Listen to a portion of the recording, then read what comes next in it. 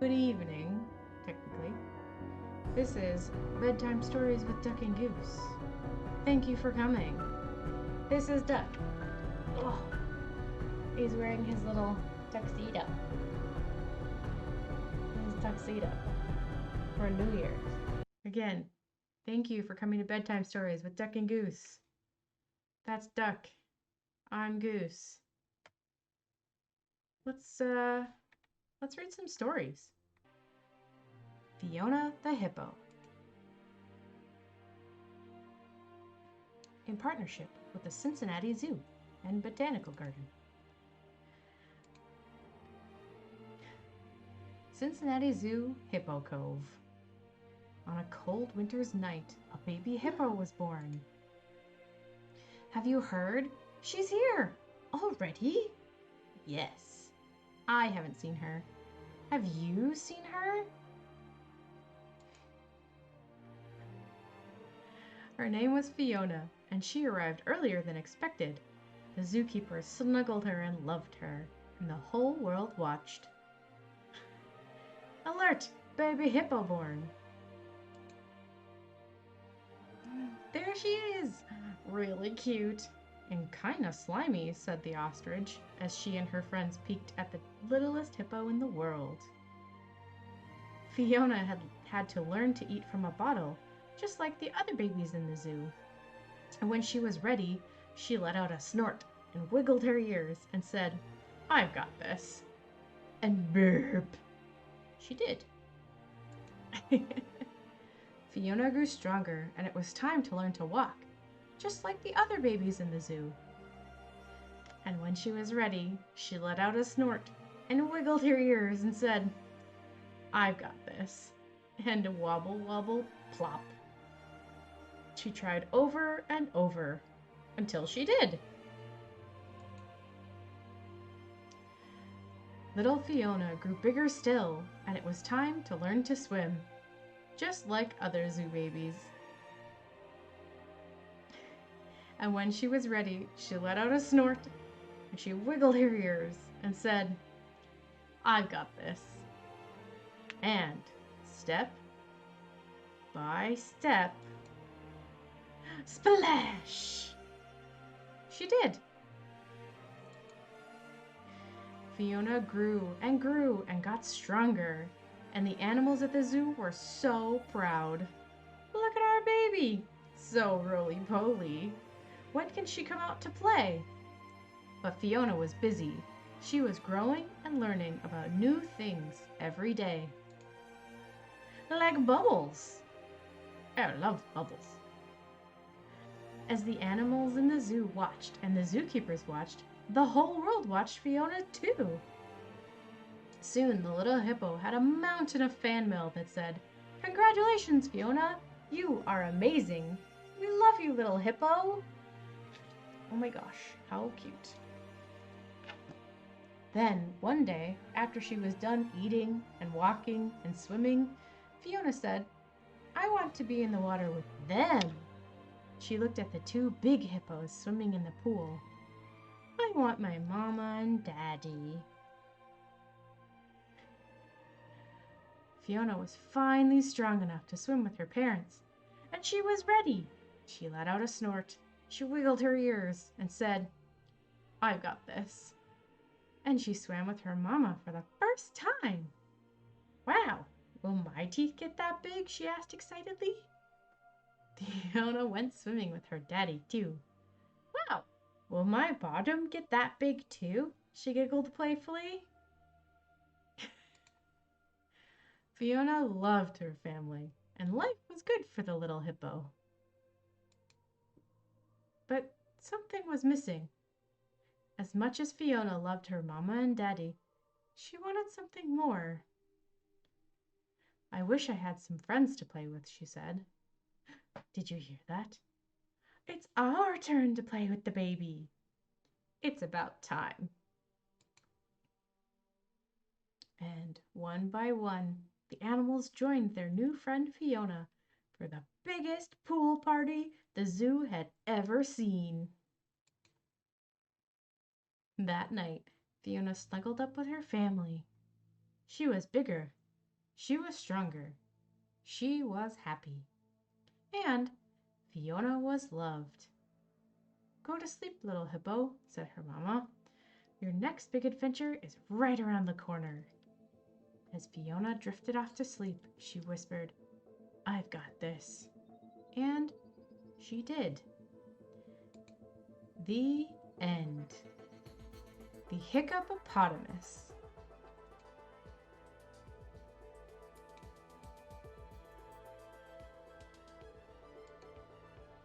Hic!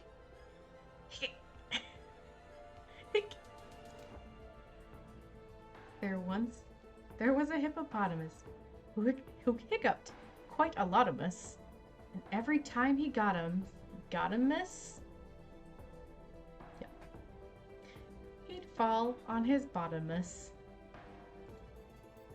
One day, he saw an elephant with cakes of green and yellowfant. He tried to tell her hello-elephant, but it didn't go so well-elephant. Uh-oh. She chased him toward a centipede, pouring new cementipede. He hicced by accidentipede and tripped the elephantipede. They ran near a rhinoceros with minty dental flosserus. His string went all criss-crosserus. And that was the last strawcerus. They tried to find a therapy, some cure which they could sherapy, at what or why or wherapy, to stop this long nightmarepy. So, they wrapped him round with licorice and spun him very quickerish. They secured him to a buffalo, not the bison, but that's okay. They secured him to a buffalo and made him huff and puffalo. They acquired an aquarium and flashed him with something scarium. They poured him tubs of vinegar and tickled his chin-chin-chiniger. And then, at last, a miracle! His hiccups, so severical, they didn't reappearical. He grinned from ear to earicle, until... Hic, hic, hic. The end. Good Night Lab, a scientific parody.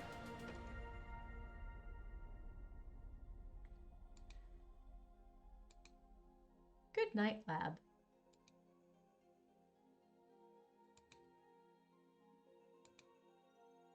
In the great green lab, there was a laser and a lab notebook and a picture of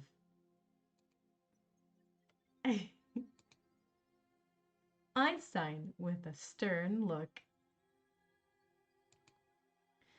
And there were 3 sticky notes stuck to lab coats, and copper wire, and a pair of pliers, and a spectrometer, and a thermometer,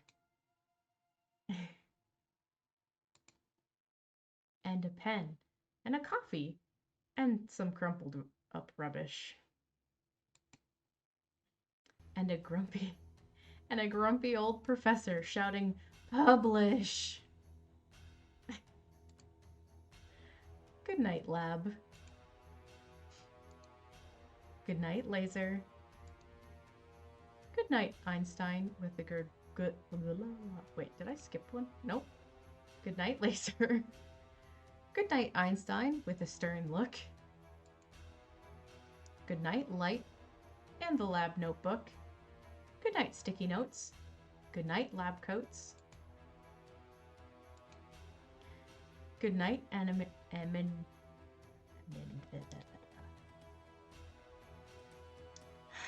can never say this out loud. I'm gonna do it. Good night, ammeter. And good night, voltmeter. Good night, thermometer. Good night, spectrometer. Good night, pen. Good night, and good night, rubbish. And good night to the grumpy old professor shouting, "Publish!" Good night, liquid nitrogen. Good night, compressed air. Good night, scientists everywhere. The end. Let's read. The Squiggly Wiggly Worm.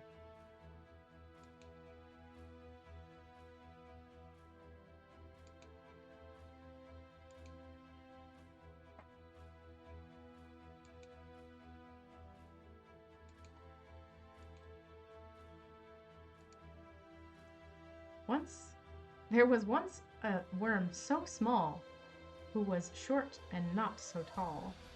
He walked in the forest with a silly squirm, for he was a squiggly, wiggly worm.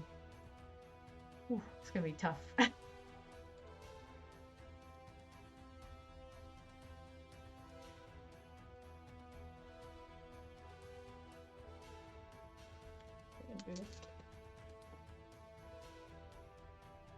Hold on, costume change.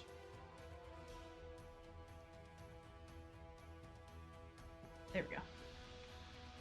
Okay. The worm wiggled down a trail where he soon met a little snail. Funny was the worm's new friend, who made the worm giggle with no end. He was a giggly, squiggly, wiggly worm.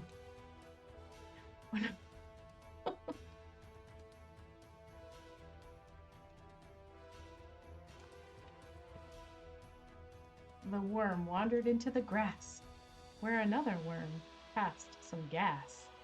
It was so stinky that they ran away. As the worm zigzaggily went on his way.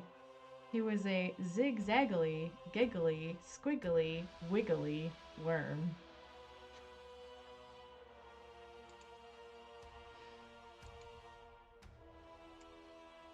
The worm continued along, meeting a bird, tweeting a song.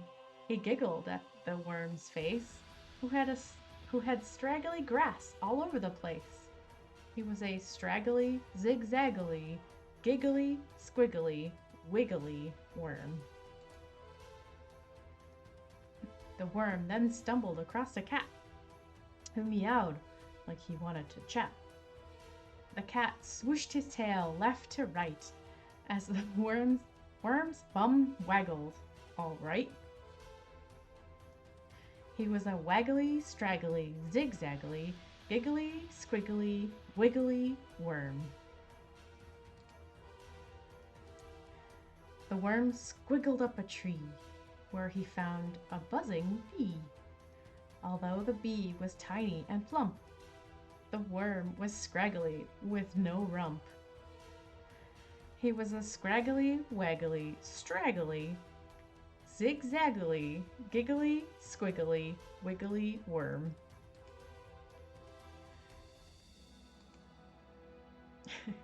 The worm then zigzagged into a bush, where he found a beetle shaking his tush. The beetle taught the worm his dance move, so he could dance wackily to the groove. He was a wackly, scraggly, waggly, straggly, zigzaggly, giggly, squiggly, wiggly worm.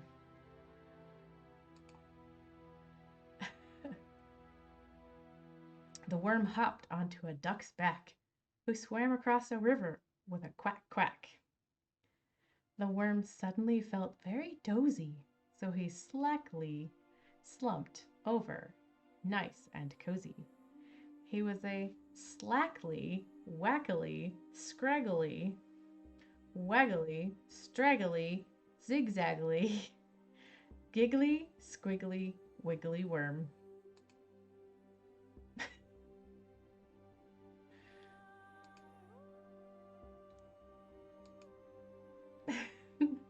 The worm arrived across the lake, where he found a slithering snake.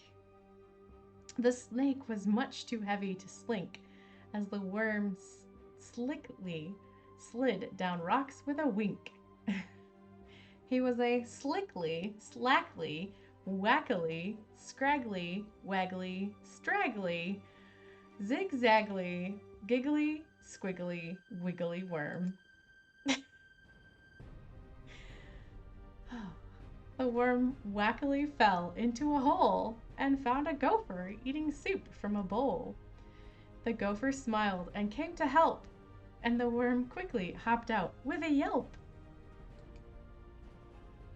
He was a quickly, slickly, slackly, wackily, scraggly, waggly, straggly, zigzaggly, giggly, squiggly, wiggly worm. Soon the tiny worm was back home in his pile of dirt that looked like a dome. He was ready to lay down his head and was tickled as he wiggled into his dirt bed.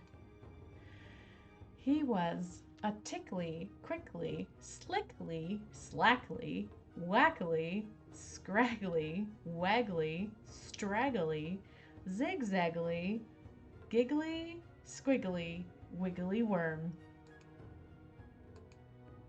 The end.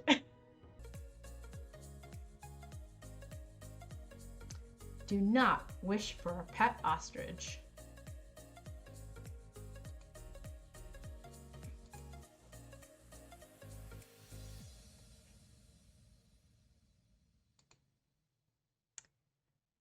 My parents once said I could pick out a pet, but it had to be one that I'll never regret. Once Sally picked wrong, and she chose a cute pup. Now she can't find a chew that has not been chewed up. And Tom has a cat that he says is too lazy, just snoozing all day, making everyone crazy. The teacher's pet parrot at first seems so fun, but it chatters so much that she gets nothing done. Eureka! I shouted. I know what I'll get. An ostrich will be the best pet I can get. I don't think so. So I wished on a star shooting off in the night. I wished for an ostrich with all of my might. Oh star, shining star, make my wishes come true. Please send me a bird like the ones in the zoo. And please, will you give him a long skinny neck?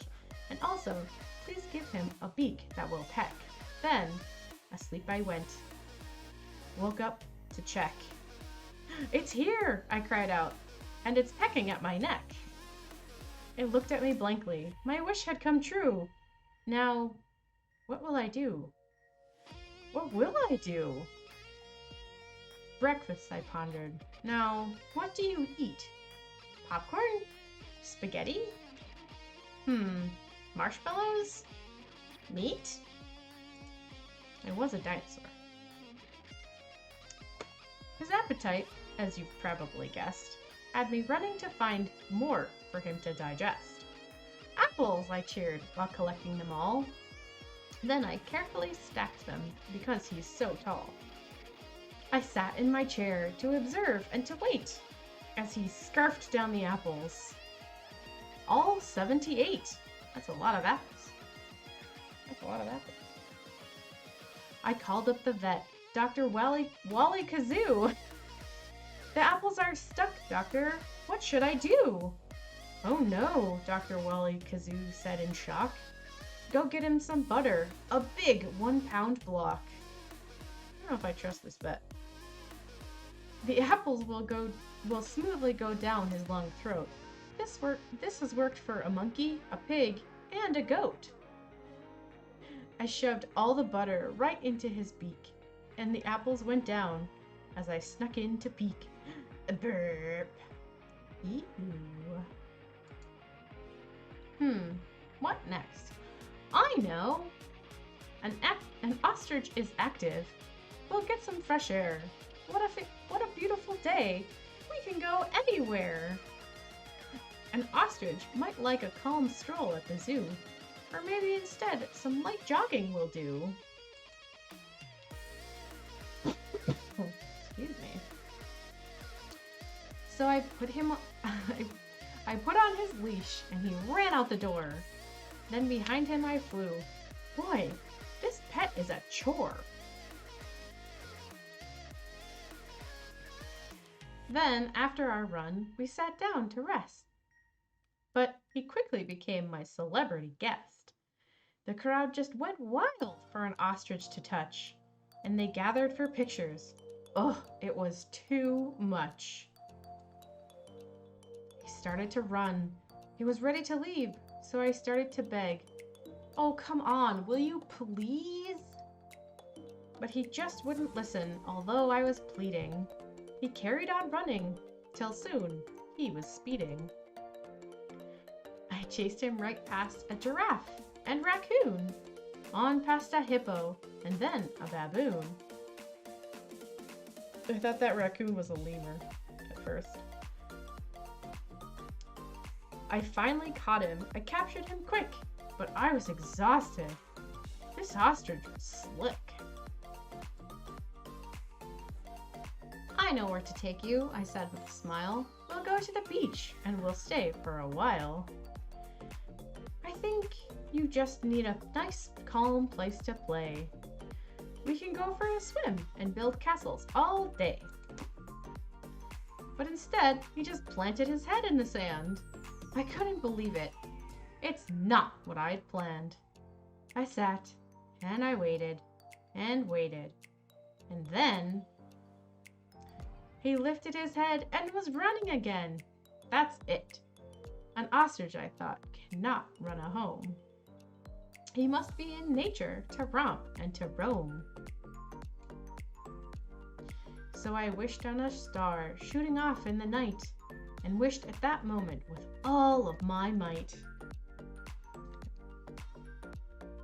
Oh star, shining star, make my wishes come true. Please take my pet ostrich right back to the zoo. Please send him away with his long skinny neck. Please send him right back with that beak that will peck. And the very next morning, with a stretch and a yawn, my wish had come true. My pet ostrich was gone. As I dressed, I decided, it's all for the best, because now I have time for my next special guest. I'll visit my friend at the big city zoo. I'll bring him some apples, but only a few. Then I'll wish on a star shooting off in the night. I'll wish for a unicorn with all of my might.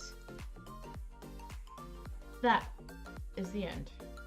How to Catch a Dragon.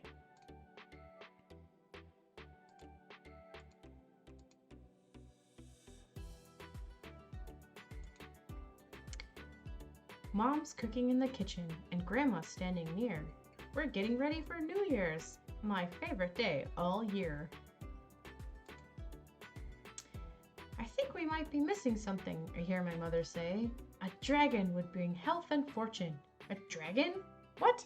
No way. Every year, my friends and I help decorate the street.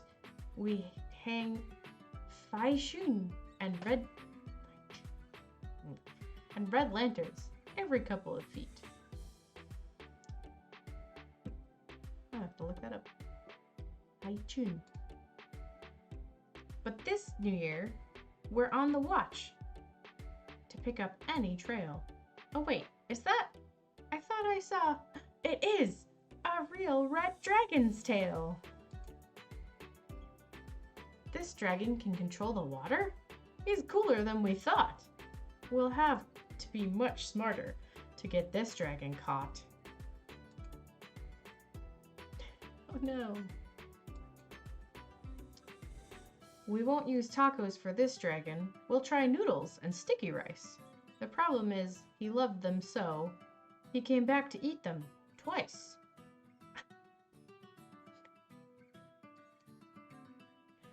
I thought that since our dragon ate, he'd be ready for a nap, but even Cozy Dragon Inn couldn't cut it as a trap.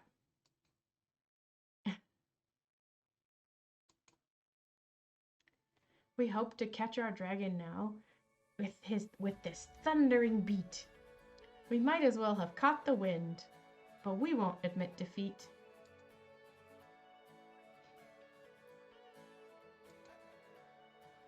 We cannot lose this dragon now, not with this massive bait. A dragon can't resist some gold. We'll catch him. Just you wait.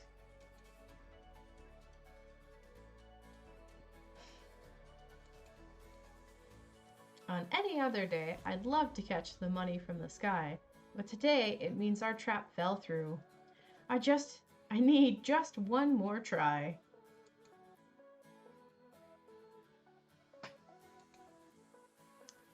This final trap just has to work. It's our greatest chance. The thing that dragons love the most? Well, the mighty dragon dance.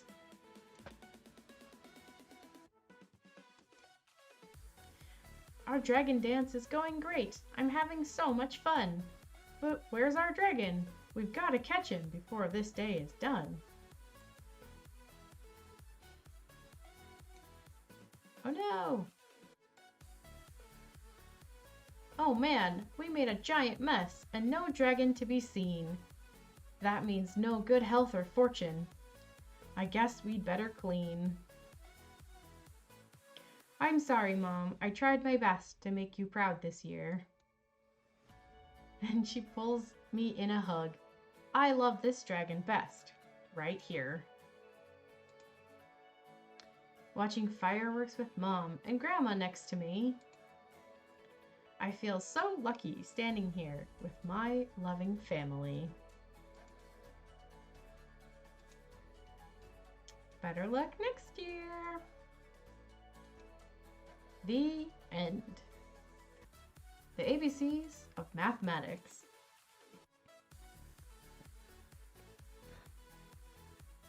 Yeah.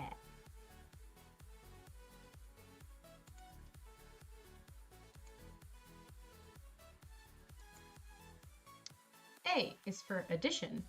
Addition is the mathematics of counting. We use the plus symbol for addition.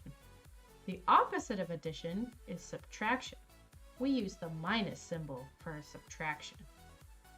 This says 1 plus 2 equals 3. B is for base. A base number is a number being multiplied by itself many times. The exponent is the number of times the base is being multiplied. Rather than writing 2 times 2 times 2, we write 2 to the power of 3. The number 2 is the base, and 3 is the exponent. 2 to the power of 3 is equal to 8.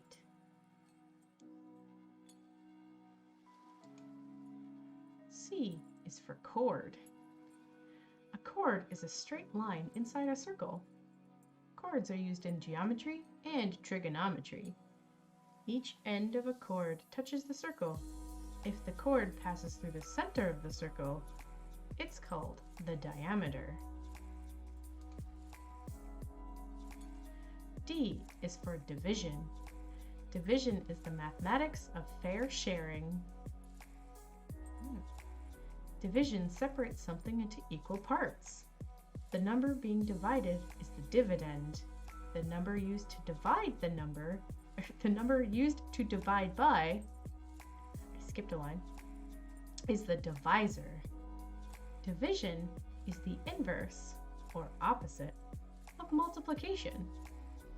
This says 4 divided by 2 is equal to 2. E is for equation. An equation is a mathematical statement that one thing is equal to another. Equations use the equals symbol, equal sign, to say that the left side is the same as the right side. For example, 3 plus 3 is equal to 6. The numbers on the left are equal to the number on the right. This says 1 plus 2 is equal to 3. F is for focus. The focus is the point where reflected lines meet. A magnifying lens has a focus for light passing through it. Changing the geometry of the shape changes where the focus is. A focus is also used to change the power of magnifying mirrors, which is helpful to see the stars. G is for golden ratio. The golden ratio is a number equal to about 1.618. The golden ratio appears often in mathematics, nature, and even art. The golden ratio is given as the symbol phi,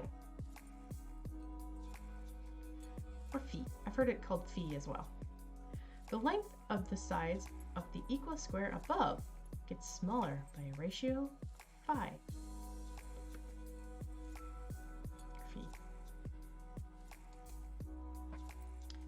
H is for hypotenuse. A hypotenuse is the longest side of a right triangle. A right triangle has one 90-degree angle, or square angle. Boop. The side of the triangle opposite this angle is called the hypotenuse. I is for infinity. Infinity is the word to describe the idea of being bigger than any number. Infinity itself is not a number. Infinity is one of the first abstract ideas in mathematics. J is for joint probability. Joint probability is the likelihood of two different events happening at the same time. If two coins were flipped in the air, the joint probability of both coins landing with heads up is 1/4, or a quarter. Oh, my music got super loud again. Turn that down. Okay, is that better?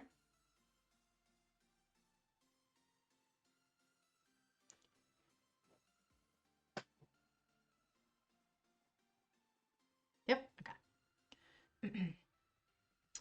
K is for knot. A knot is a closed loop. In mathematics, the two ends of a knot are joined together and cannot be undone. The basic knot is a circle shape. Some knots can be unwound to look like a circle, and others cannot be. L is for limit. A limit is the value that a sequence approaches but never reaches. A sequence of balls can go on for infinity, getting closer and closer to a line but never crossing it. This line is the limit of the sequence. M is for matrix, which is not drawn correctly. A matrix is a table of numbers. Matrices, which is the plural of matrix, are used in the area of mathematics called linear algebra. They can be written surrounded by brackets or surrounded by parentheses. N is for null set. The null set is the set of things with nothing in it. Seems weird, doesn't it? But it is in fact used to create math itself. O is for one-to-one.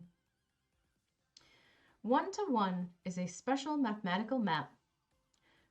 A map is a pairing of things from two different sets. In a one-to-one map, each item in each set has only one partner.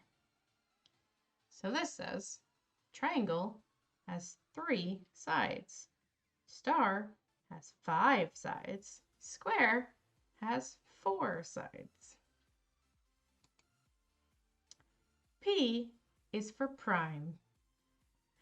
A prime number is divisible only by 1 and itself. Examples of prime numbers are 1, 2, 3, 5, 7, and 11. Composite numbers are those that can be evenly divided by other numbers. For example, the number 4 can be evenly divided by 1, 2, and 4. However, 1 is no longer a prime number.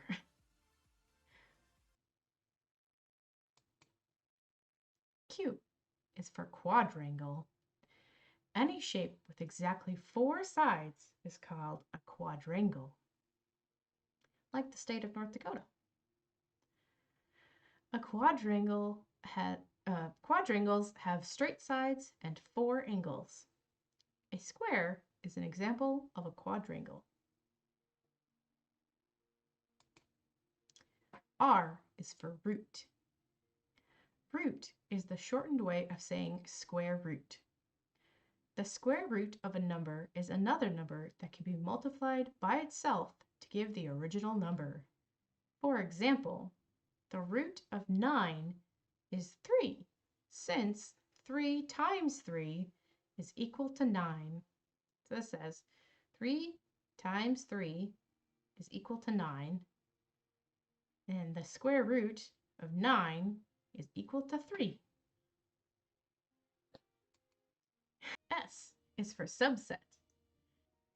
The subset is a smaller part of a larger group.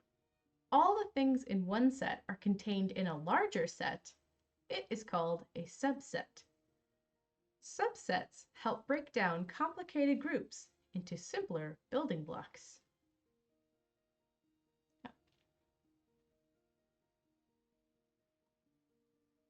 So if this big set is children, this little set is boys. Yep.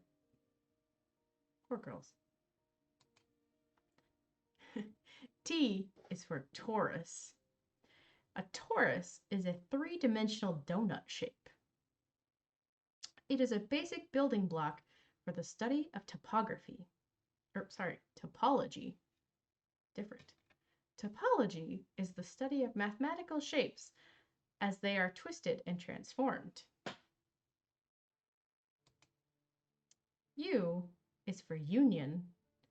The union of 2 sets is another set that contains the elements of both. Unions and intersections of sets behave like the addition and subtraction of numbers.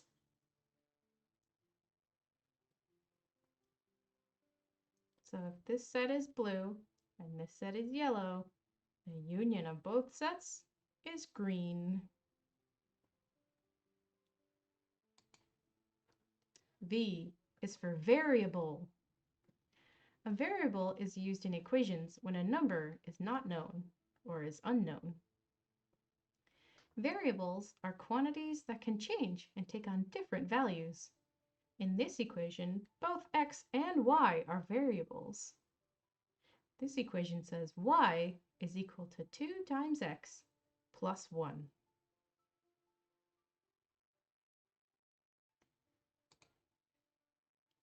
W is for whole number. Whole numbers are the counting numbers, including 0. Whole numbers have no fractions or decimals. Whole numbers are not less than 0 and are not negative, which is another way to say whole numbers are greater than or equal to 0. X is for x-axis. The straight line going left to right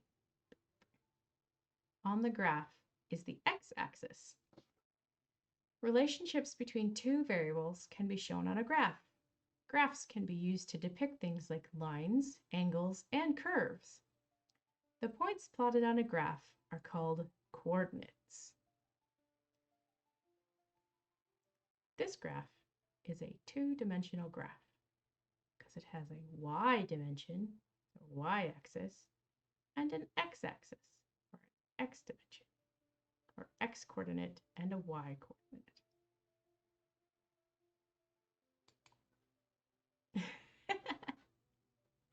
I skipped ahead.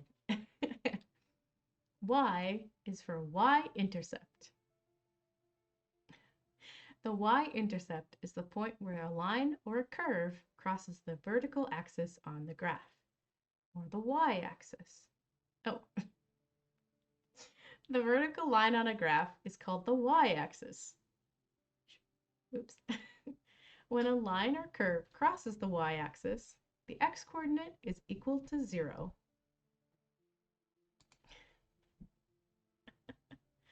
Z is for 0. 0 means nothing. Whole numbers represent an amount of something, but 0 means that there is no amount to count. It is also used as a placeholder to show that something is missing. The end.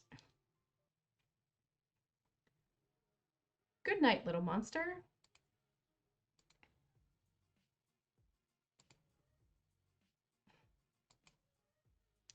It's dark, little monster. Bedtime is soon.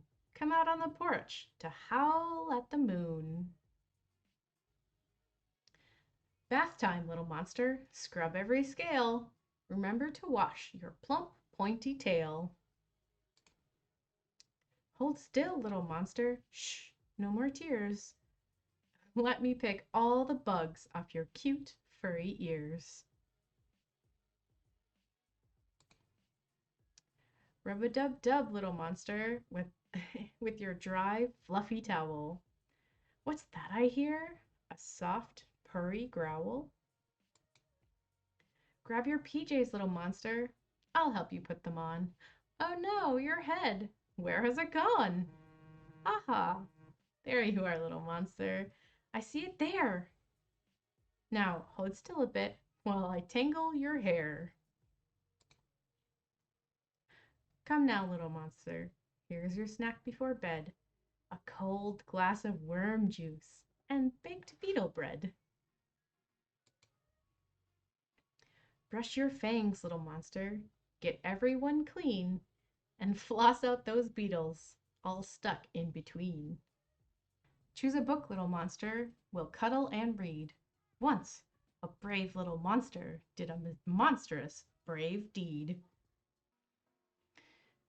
Hop in bed, little monster. There's nothing to fear. See? No scary children lurk under here.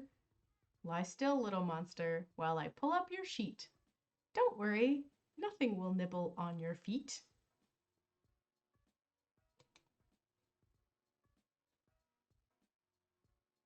Settle down, little monster, for a kiss and a hug. Now snuggle up close with your soft toy slug. You're still scared, little monster? What's that I forgot? Oh, your nightlight, of course. That helps a lot. Sweet dreams, little monster. My darling, sleep tight. With Mama nearby, you'll be safe through the night.